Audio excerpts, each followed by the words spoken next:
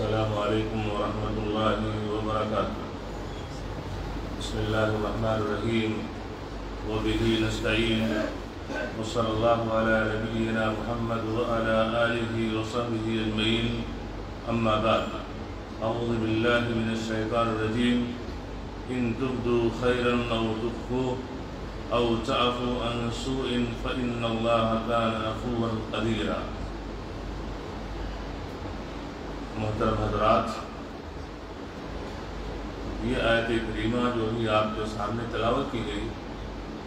اس آیت کریمہ کے اندر اللہ تبارک تعالیٰ نے عفو درگزر کی ترغیب دی۔ یعنی ایک انسان اگر ایک انسان کے ساتھ کچھ ظلم اور زیادتی کر دیتا ہے، ناروا سلوک کر دیتا ہے، تو معاف کر دینا یہ بہتر ہے۔ اللہ تبارک تعالیٰ نے فرمایا ان تبدوا خیرا او تخفوہ، اگر تم کسی نیکی کو اعلانیہ کرو، کھلے طور پر ظاہر طور پر تم کوئی نیکی کرو، او تخفوہ یا وہ نیکی سیکرٹ اور پوشیدہ طریقے سے کرو،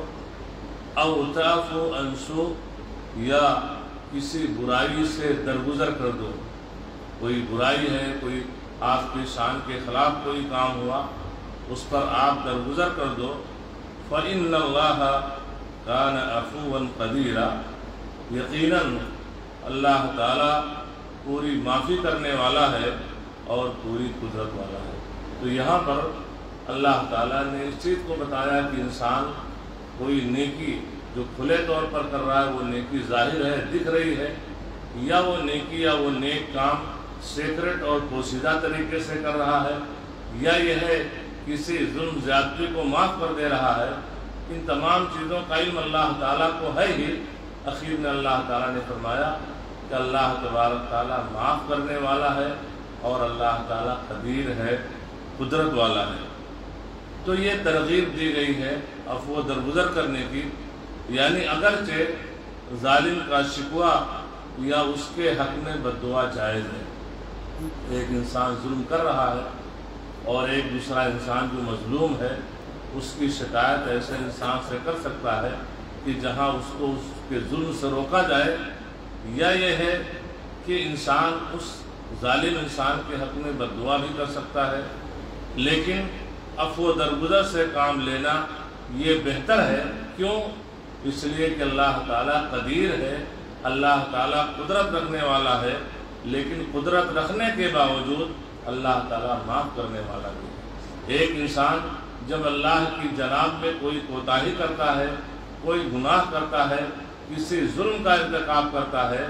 اور سچے دل سے اللہ تعالیٰ سے توبہ کر لیتا ہے، تو اللہ تعالیٰ اسے پروانِ مغفرت دے دیتا ہے اور اس کے اس گناہ کو اللہ تعالیٰ معاف فرما دیتا ہے۔ رسول اکرم صلی اللہ علیہ وسلم نے فرمایا کہ مال صدقے سے کم نہیں ہوتا ہے۔ یعنی انسان اپنے مال میں صدقہ نکالتا ہے تو ایسا نہیں ہے کہ اس مال میں کمی ہوتی ہے، بلکہ اس مال میں برکت ہوتی ہے، اور معاف کر دینے سے اللہ تعالیٰ بندے کی عزت میں اضافہ کرتا ہے۔ یعنی انسان ہے، قدرت رکھتا ہے کہ ایک انسان نے آپ کو ایک چاٹا رسید کیا، آپ یہ ہے کہ اس کو 2-4 چاٹے رسید کر سکتے ہیں، طاقت ہے آپ کے اندر، لیکن اس کے باوجود بھی انسان نے اللہ کے واسطے اس کو معاف کر دیا۔ تو یہ ہے کہ اللہ تبارک تعالیٰ فرماتا ہے کہ اللہ تعالیٰ اس کی عزت میں اضافہ کر دیتا ہے۔ اور یہ ہم چیز سب دیکھتے ہیں، کوئی ایسا معاملہ ہو گیا، 2 لوگ صلح مصالحت کے لیے آئے اور یہ ہے کہ انتقامی جذبہ ہے، نہیں سبق سکھا کے رہیں گے، لیکن 2-4 لوگ بیٹھے کہ انسان نادانی کیا ہے، آپ نادانی مت کیجیے، اللہ کے لیے معاف کر دیجیے، اور انسان نے اللہ کے لیے معاف کر دیا تو اس کا ذکر لوگوں میں ہوتا ہے۔ دیکھیے فلاں صاحب تھے، ایسا فلاں نے کیا، لیکن اللہ کے لوگوں نے معاف فرما دیا۔ اور عفو درگزر کے تعلق سے ہمارے اور آپ کے لیے مثالیں بہت ہیں۔ اس میں مثال ہمارے لیے نبی کریم صلی اللہ علیہ وسلم کی ہے کہ وہی شہر مکہ کہ جب مکہ میں اللہ کے رسول صلی اللہ علیہ وسلم کی زندگی تنگ کر دی گئی، آپ کی دعوت پر گنے چنے لوگ دائرہ اسلام میں داخل ہوتے ہیں، اللہ کے رسول صلی اللہ علیہ وسلم طائف کا سفر کرتے ہیں، اور طائف میں آپ اس ارادے سے گئے کہ وہاں ہم اسلام پیش کرتے ہیں، لوگ ہماری دعوت قبول فرما لیں گے، لیکن وہاں کے لوگوں نے آپ کے ساتھ بدسلوکی کی، ناروا سلوک کیا، مارا پیٹا۔ وہ تمام واقعے ہم آپ سنتے ہیں۔ پہاڑ کا فرشتہ آتا ہے اور کہتا ہے حکم دے، تو ان طائف والوں کو 2 پہاڑیوں کے بیچ میں رکھ کے 20 دن کا معاملہ ختم ہو جائے، اس لیے کہ انہوں نے آپ کے ساتھ بہت ہی ناروا سلوک کیا ہے۔ لیکن اللہ کے رسول صلی اللہ علیہ وسلم نے ان ظالموں کے حق میں اللہ کے رسول صلی اللہ علیہ وسلم نے بد دعا نہیں کی، بدلہ نہیں لیا، بلکہ ان کے لیے اللہ کے رسول صلی اللہ علیہ وسلم نے ہدایت کی دعا کی اور کہا اگر یہ ہمارے مرتبے کو نہیں جانتے ہیں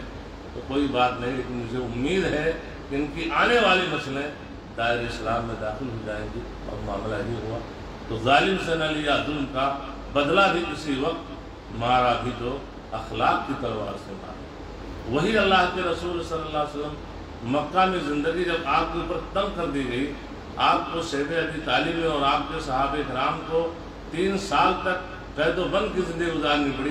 معاشرتی بائیکاٹ ہو گیا، لین دین کا بائیکاٹ کر دیا اہل مکہ نے، اور اس کے بعد جب آپ کو ہجرت کرنے پر مجبور کر دیا، اللہ کے رسول صلی اللہ علیہ وسلم مکہ چھوڑ کر کے جا رہے ہیں اور شہر مکہ کو منہ منہ کر کے دیکھ رہے ہیں اور کہتے ہیں اے مکہ تو دنیا کے تمام شہروں میں سب سے محبوب، سب سے پسندیدہ شہر ہے، اگر تیرے رہنے والے مجھے نہ نکالے ہوتے تو میں تجھے چھوڑ کر کے مدینہ نہ جاتا۔ آپ سوچئے کہ انسان جس جگہ پیدا ہوا ہو، جس زمین پہ پیدا ہوا ہو، جہاں بچپنا گزرا ہو، جہاں جوانی گزری ہو، یہ لمبی عمر گزری ہو، اور وہاں سے یہ قائد اس کو مجبور کر دیا جائے اپنے گھر بار کنبے قبیلے کو چھوڑ کر کے آپ کو جانا ہے، اس کے دل پہ کیا گزرے گا، یہ وہی شخص بتا سکتا ہے جس کے ساتھ یہ معاملہ پیش آیا۔ تو اللہ کے رسول صلی اللہ علیہ وسلم کے ساتھ، صحابہ کرام کے ساتھ یہ چیزیں کی گئیں، ہجرت پہ مجبور ہو گئے، لیکن جب سن 8 ہجری میں مکہ فتح ہوتا ہے، فاتحانہ طور پر مکہ میں داخل ہوتے ہیں، تو اللہ کے رسول صلی اللہ علیہ وسلم نے اذهبوا وانتم الطلقاء کہ جاؤ سب آزاد ہو، آج تمہارے اوپر کوئی سرزنش نہیں ہوگی۔ اہل مکہ کو آپ نے امان دے دیا الا کہ چند گنے چنے لوگوں کے علاوہ، باقی سب لوگوں کو اللہ کے رسول صلی اللہ علیہ وسلم نے امان دے دیا، اور ان کی ظلم زیادتی کو اللہ کے رسول صلی اللہ علیہ وسلم نے معاف فرما دیا۔ اور ایک قدم آگے بڑھیں، ابو بکر صدیق رضی اللہ تعالیٰ عنہ کا واقعہ ہمارے اور آپ کے سامنے موجود ہے کہ جب واقعہ عفق پیش آیا اور اماں عائشہ رضی اللہ تعالیٰ عنہ جو اللہ کے رسول صلی اللہ علیہ وسلم کی بیوی ہیں اور ابو بکر صدیق رضی اللہ تعالیٰ عنہ کی کیا ہے بیٹی، منافقین نے جب نعوذ باللہ زنا کی تہمت لگا دی اماں عائشہ رضی اللہ تعالیٰ عنہ پر، اللہ کے رسول پورے مہینہ بے چین تھے، اس لیے کہ آپ کی عزت پہ حملہ کیا گیا ہے۔ ابو بکر صدیق رضی اللہ تعالیٰ عنہ پریشان، اللہ تعالیٰ نے آسمان سے آیت نازل فرمائی اور اماں عائشہ رضی اللہ تعالیٰ عنہ کی برات کا اظہار کیا کہ اماں عائشہ اس جرم سے بری ہے، یہ منافقوں کی ریشہ دوانی ہے کہ انہوں نے یہ چیز کی۔ اس میٹر میں مصطح بن اثاثہ یہ ابو بکر صدیق رضی اللہ تعالیٰ عنہ کے خالہ زاد بھائی تھے، اور ابن کثیر رحمہ اللہ لکھتے ہیں، فرماتے ہیں وَكَانَ رَجُلًا فَقِيرًا، مصطح بن اثاثہ یہ بڑے فقیر اور محتاج انسان تھے، اور ابو بکر صدیق رضی اللہ تعالیٰ عنہ مالدار انسان تھے۔ تو اپنے اس خالہ زاد بھائی کی خرچی برچی کی ذمہ داری کون لیے ہوئے تھے؟ ابو بکر صدیق رضی اللہ تعالیٰ عنہ کفالت کر رہے تھے۔ مصطح بن اثاثہ رضی اللہ تعالیٰ عنہ بھی اس میٹر میں انوالو ہو گئے۔ اس پر اماں عائشہ پر جو زنا کی تہمت یہ منافقین نے لگائی، اس لابی میں یہ بھی شریک ہو گئے اور انوالو ہو گئے۔ جب ابو بکر صدیق رضی اللہ تعالیٰ عنہ کو پتہ چلا تو ابو بکر صدیق رضی اللہ تعالیٰ عنہ نے قسم کھا لی کہ اب ان کے اوپر میں ایک چیز خرچ نہیں کروں گا، جو خرچ بچ کرتے تھے روک لیا۔ اللہ تبارک تعالیٰ نے آسمان سے آیت نازل فرمائی کہ جنہیں اللہ تعالیٰ نے مال سے دیا ہے، مال والے ہیں، ان کے ہاں کشادگی ہے، وہ یہ قسم نہ کھائیں کہ اپنے مال کو یہ مہاجروں کو، رشتہ داروں کو، مسکینوں کو اور اللہ کے راستے میں جہاد کرنے والوں پر اپنا مال خرچ نہیں کریں گے۔ وَلْيَعْفُوا وَلْيَصْفَحُوا، چاہیے کہ یہ معاف کر دیں، عفو درگزر کر دیں۔ أَلَا تُحِبُّونَ أَن يَغْفِرَ اللَّهُ لَكُمْ، کیا تمہیں یہ بات پسند نہیں ہے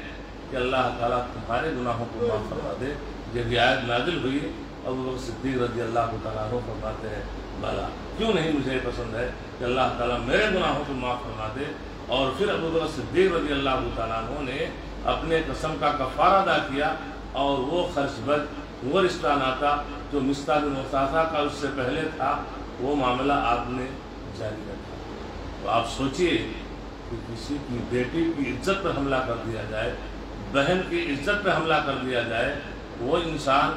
معاشرے اور سماج میں سر اٹھا کے نہیں چل سکتا ہے۔ یہ بہت بڑی تکلیف کی بات ہے، لیکن اس کے باوجود دل زخمی ہو چکا تھا،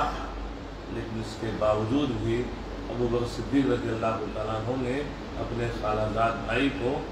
معاف کر دیا۔ یوسف علیہ السلام کا واقعہ ہمارے سامنے موجود ہے۔ سورہ یوسف آپ پڑھیے کہ یوسف علیہ السلام کے بھائیوں نے صرف حسد کی بنیاد پر یوسف علیہ السلام کو کنویں میں ڈال دیا تھا، معاملہ ختم کر دیا تھا کہ کنویں میں ڈال دیے، کہانی کی ختم ہو گئی۔ لیکن کہتے ہیں جس کو اللہ رکھے اس کو کون چکھے، جس کا حامی ہو خدا اس کو مٹا سکتا ہے کون، جس کی مدد کے لیے اللہ تعالیٰ ہو اس کو دنیا کی کوئی طاقت مٹا نہیں سکتی ہے۔ دوسرا قافلہ گزرا، پانی کے لیے لوگ گئے، اور اس طریقے سے یوسف علیہ السلام باہر آئے، بادشاہ مصر کے پاس گئے، اور پورا واقعہ موجود ہے۔ اور اخیر میں بحث سالی ہوئی اور وزیر خوراک بنا دیے گئے، منسٹر آپ خود بنا دیے گئے۔ بھائی لوگ گئے غلہ لینے کے لیے، اس میں ان کے وہ تمام بھائی بھی گئے، اور پورا واقعہ آپ نے سنا۔ خلاصہ یہ ہے کہ یوسف علیہ السلام نے پہچانا کہ ہمارے بھائی ہے کہ نہیں۔ اور جب بنیامین کا جو واقعہ کہ ناپنے والا پیالہ ان کے برتن میں رکھ دیا، اور جب تلاش کی گئی تو وہی ہے، تو لوگوں نے کیا کہا، بھائیوں نے کہا اگر یہ بنیامین چور ہے تو اس کا بھائی یوسف بھی ایسا ہے۔ اور کس سے کہہ رہے ہیں؟ یوسف علیہ السلام سے۔ یوسف علیہ السلام سے سنا اور پہچانا کہ ہمارے بھائی ہیں، لیکن اخیر میں کیا کہا، لا تثریب علیکم اليوم، تمہارے اوپر آج کوئی سرزنش نہیں ہے، اور اپنے ان بھائیوں کو معاف کرنا دیا۔ چاہتے تو آپ کے ہاتھ میں پوسٹ تھا، منصب تھا، پاور تھا، منسٹر آپ خود تھے، صرف رشتہ اور ناتا ہی ختم نہیں کرتے، چاہتے تو گردن ان کی ایک بالش چھوٹی کروا سکتے تھے، ختم کروا سکتے تھے نا، کر سکتے تھے۔ لیکن یوسف علیہ السلام نے بھی اپنے ان بھائیوں کو معاف کروا دیا۔ تو یہ تمام مثالیں ہمارے اور آپ کے لیے باعث عبرت ہیں، باعث نصیحت ہیں کہ آج ہمارے اوپر ہماری شان میں کوئی گستاخی ہمارے کسی دوست سے ہو جائے، کسی رشتہ دار سے ہو جائے، تو ہمیں ان واقعات کو سامنے رکھنا چاہیے۔ آج تھوڑی سی چیز ہو جاتی ہے، معمولی سی چیز ہو جاتی ہے، اس پر انسان قطع تعلقی کر لیتا ہے، رشتے ناطے کو ختم کر لیتا ہے، اور تا دم حیات اس سے سلام کلام بند کر لیتا ہے۔ اگر ان واقعات کو ہم سامنے رکھیں تو ہمارے خیال سے رشتے ناطے نہیں ٹوٹیں گے، اور یہ ہے کہ اسی صورت میں ہم عفو درگزر کر سکتے ہیں۔ اللہ تعالیٰ سے دعا ہے کہ اللہ تعالیٰ ہم تمام لوگوں کو قدرت رکھنے کے باوجود بھی عفو درگزر کی توفیق عطا فرما، کیونکہ اللہ تبارک تعالیٰ ہی بھی معاف کرنے والا ہے۔ اللہ تعالیٰ معافی کو پسند کرتا ہے، اور یہ ایک محبوب عمل ہے جسے انسان کو انجام دینا چاہیے۔ اللہ تعالیٰ ہم سب کو اس کی توفیق فرما۔ وصلی اللہ علی نبینا محمد وعلی آلہ وصحبہ وسلم۔